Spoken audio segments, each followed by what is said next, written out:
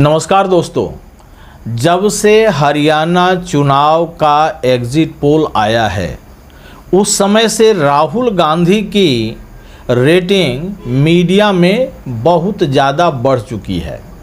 यह अलग बात है कि गोदी मीडिया उन्हें यह दिखाने का प्रयास नहीं कर पा रही है, उनका साहस नहीं हो पा रहा है कि किस मुंह से राहुल गांधी का बड़प्पन का इजहार किया जाए।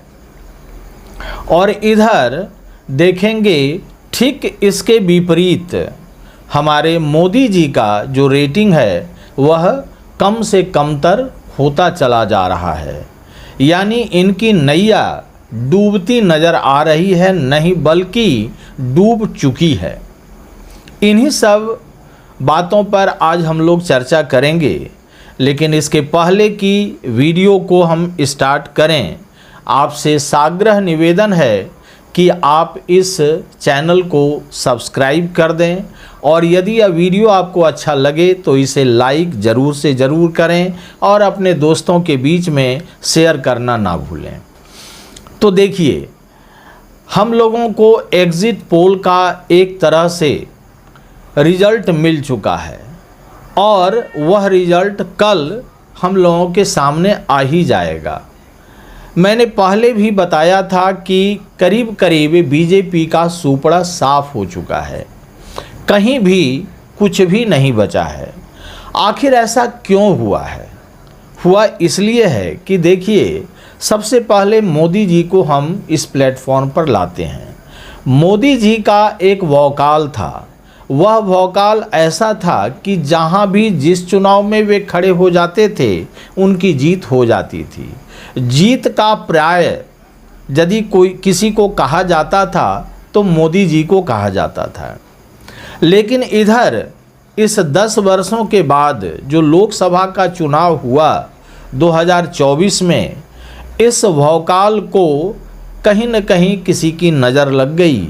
नज़र किसी की नहीं लगी, बल्कि उनका जो बहुत ही अधिक महत्वाकांक्षा वाला कुछ सपना था वह चूर चूर हो चुका है। देखिए, बात ये है कि ज़रा सा समझिए इस चीज़ को कि हम आपको एक सब्ज बाग दिखाएं कि हम आने वाले 50 वर्षों में हम ये करने जा रहे हैं, ठीक। लेकिन 5 वर्षों में हम कुछ करेंगे, 50 वर्ष में हम जो बड़ा काम करने वाले हैं तो 5 वर्ष में उसका एक छोटा भाग तो किया ही जा सकता है। जनता ये पूछ रही है कि आप 50 वर्ष का सब्जबाग जो दिखा रहे थे उसमें आपने 10 वर्ष व्यतीत कर दिए। 10 वर्ष का लेखा जोखा हमारे पास रखिए, तो गिन चुन करके उनका इंफ्रास्ट्रक्चर के लिए आएगा, ठीक है। इसके बाद 5 किलो अनाज हम सब लोगों को दे रहे हैं। भाई मेरे 5 किलो अनाज नहीं चाहिए, हमें रोजगार चाहिए, हमें नौकरी चाहिए, चाहे किसी भी प्रकार का। ऐसा नहीं है कि लोग सरकारी नौकरी ही डिमांड कर रहे हैं, रोजगार उन्हें मिलना चाहिए, महंगाई पर अंकुश लगनी चाहिए। तो ये सारी जो परिस्थितियां आ रही हैं और उनका ये भी कहना है कि आप बड़े बड़े रोडवेज, रेलवेज सब कुछ बना रहे हैं, लेकिन आप क्या गांवों के विकास, शहरों के विकास को प्रायोरिटी दे रहे हैं? शहरों में रोड कैसी होगी, गड्ढे में तब्दील हो गई है, क्या उसके बारे में आपको पता है?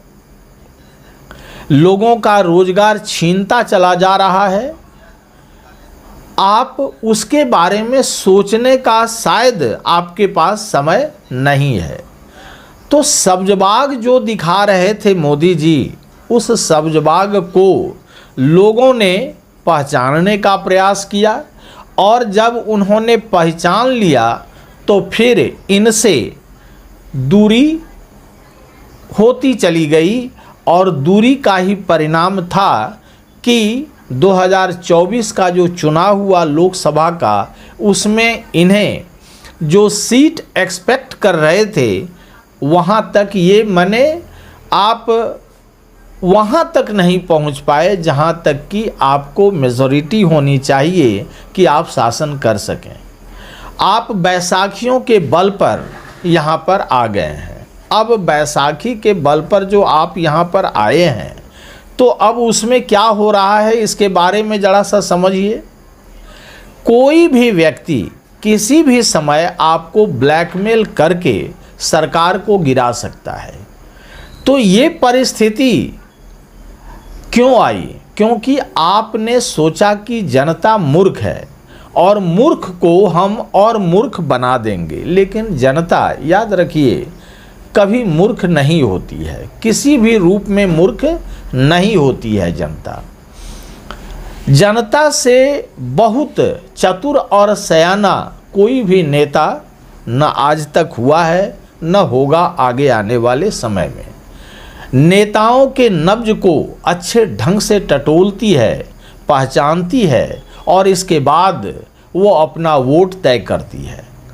हाँ, कभी कभी भावावेश में हो जाता है, यह अलग बात है, लेकिन हर समय ऐसा होगा यह नहीं कहा जाएगा। चलिए, तो अब ये जो दिमाग में था कि Modi is the symbol of winning, यानी जीत का पर्याय है मोदी, अब उससे जनता हट गई है। और ऐसी ही स्थिति में जब ये हरियाणा पहुँचे तो हरियाणा में दूध का दूध और पानी का पानी हो गया। जब इन लोगों को मालूम हुआ कि भाई जनता जाग चुकी है, हमें पहचान चुकी है, तो इन लोगों ने हरियाणा का प्लेटफॉर्म ही छोड़ दिया। इसका परिणाम सीधे महाराष्ट्र पर पड़ने जा रहा है, झारखंड में पड़ने जा रहा है, बिहार में पड़ने जा रहा है। सभी जगह इसका प्रभाव पड़ेगा। एक जगह से आप यदि उखड़ जाते हैं तो जनता के बीच में एक हवा बहती है अगेंस्ट द रूलिंग पार्टी, और ये हवा ऐसी बहती है कि आपको उखाड़ करके फेंक देती है। यही स्थिति अभी हुई है, यानी मोदी का जादू खत्म हो गया। और किसका जादू अभी चल रहा है? राहुल गांधी का जादू बढ़ चढ़ करके बोल रहा है जनता के बीच में। जनता अब उन्हें सर आंखों पर बिठाने के लिए तैयार है। और यदि ऐसी बात है तो क्या होगा? इनका सुपड़ा हर जगह से साफ हो जाएगा मोदी जी का। ये न घर के रहेंगे और न घाट के रहेंगे, यानी इन्हें संघ ने भी करीब करीब ऐसा स्लैपिंग दिया है कि ये याद रखेंगे। अब ये हिंदुत्व की ओर अब नहीं जा रहे हैं। देखिए, इनका पहले ठीक था, इसके बाद जब आए कि मने सबको खुश करना है, सबको ले करके चलना है, तो यह स्थिति, इस स्थिति में क्या हो गया? न हिंदू इनके साथ रहे, और खैर मुसलमान तो कभी इनके साथ थे ही नहीं, और न हैं न रहेंगे कभी। मुसलमानों की एक अलग स्थिति है भारत में, इसलिए उन्हें अपने को बचाने के लिए किसी न किसी ऐसे शेल्टर की आवश्यकता होती है जो उनकी रक्षा कर सके। बीजेपी में उन्हें लगता है कि शायद ये हमारी रक्षा नहीं कर पाएंगे, इसीलिए बीजेपी को न वे वोट देते हैं न इनके नज़दीक फटकते हैं। हाँ, सुविधा सब ले लेते हैं, इसमें दो राय नहीं है। चलिए, वह तो जनता होने के कारण उनका ड्यूटी बनता है, उनका कर्तव्य बनता है और उनका अधिकार भी बनता है। तो इस प्रकार से हम लोगों ने क्या देखा कि अभी राहुल गांधी की स्थिति ठीक मोदी जैसी हो चुकी है। जिस प्रकार से मोदी का पलड़ा पहले भारी हुआ करता था, सभी जगह रोजगार देने के बारे में वे बात करते थे और भी इंफ्रास्ट्रक्चर के बारे में बात करते थे, जातियों के बारे में भी बात किया करते थे, दलितों के उत्थान की बात किया करते थे। अब उसी का स्थान ये ले लिए हैं।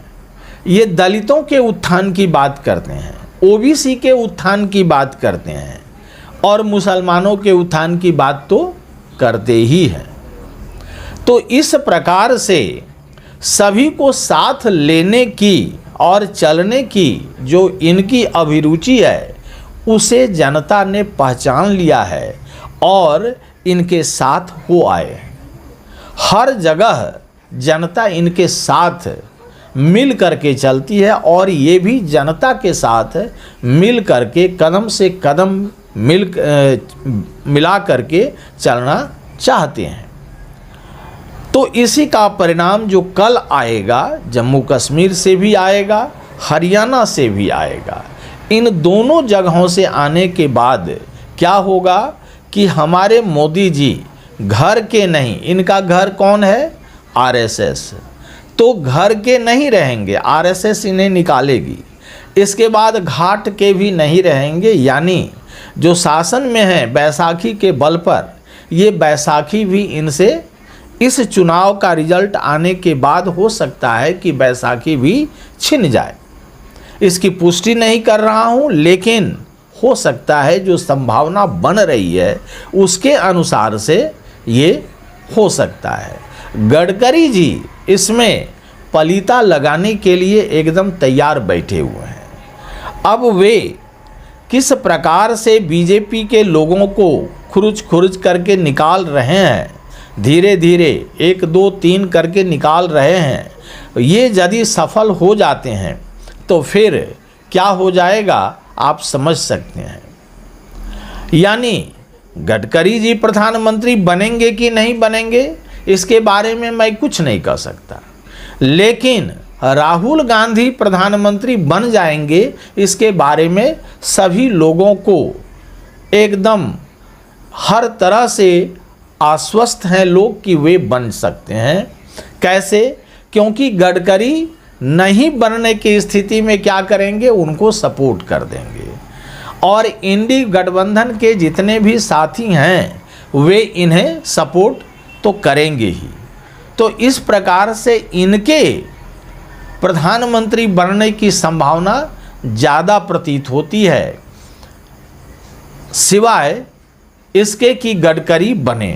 तो ये सारी चीज़ें जब हम लोगों के सामने आती है तो हम लोगों को यह माने करीब करीब एक तरह से रिसर्च करना पड़ जाता है कि राहुल गांधी इस स्थिति में पहुँचे तो कैसे पहुँचे। वे तो ऐसा थे नहीं, उन्होंने बहुत मेहनत की। भारत जोड़ो यात्रा में उनका योगदान रहा। हालांकि गोदी मीडिया ने उन्हें हमेशा पप्पू कह करके ही संबोधित किया, लेकिन जनता ने उन्हें सर आंखों पर बिठा लिया। जब जनता जनार्दन उन्हें सर आंखों पर बिठा लेगी तो गोदी मीडिया के पप्पू कहने पर कुछ भी फर्क नहीं पड़ता है। वे 17-18 घंटे काम करके इस प्रकार से अपने आप को लोगों के बीच में प्रकट किया, सिद्ध किया कि वे जनता के दर्द को समझते हैं, उनके दर्द को अनुभूत करते हैं और उसी प्रकार से आचरण करने के लिए तैयार हैं, जिससे कि जनता का दुख और दर्द वह दूर हो जाए। दलितों के यहाँ जाते हैं, अन्य छोटी जातियों के यहाँ जाते हैं, उनके यहाँ जा कर के उनसे मिलते हैं और उनकी समस्याओं को सुनते हैं और तब यह कहते हैं जनता के बीच में कि भाई देखो, अब जो 50% का आरक्षण है, उस 50% के आरक्षण को अब हम लोग खत्म कर देंगे और इसके बाद इसको बढ़ाया जाएगा, जिससे कि दलितों और अक़लियतों और जितने भी अन्य छोटी छोटी जाति समूह है सबको आरक्षण का लाभ पूर्ण रूप से मिल सके। ये उनकी सबसे बड़ी उपलब्धि है। और दूसरी ओर हमेशा वे जो कॉरपोरेट जगत पर निशाना साधते हैं, यह भ्रष्टाचार का एक तरह से जड़ है। वे जड़ पर है ना आक्रमण कर रहे हैं कि कॉरपोरेट जगत को यदि हम अलग करने में सफल हो जाते हैं तो मोदी जी का जो तोता है और उसका जो हृदय है यह कॉरपोरेट जगत में ही बैठा हुआ है। इन्हें पैसा वहीं से सप्लाई होता है। उनकी रीढ़ की हड्डी यदि तोड़ दी जाती है तो फिर ये एकदम बिन पानी के मछली हो जाएंगे और फिर इनका हाल वही धोबी का कुत्ता, न घर का न घाट का जो होता है वही स्थिति हो जाएगी इनकी। तो इस वीडियो में इतना ही। यदि यह वीडियो आपको अच्छा लगे तो इसे लाइक करें, अपने दोस्तों के बीच शेयर करें और कमेंट सेक्शन में जाकर अपनी राय इस पर मुझे ज़रूर से ज़रूर दें। धन्यवाद।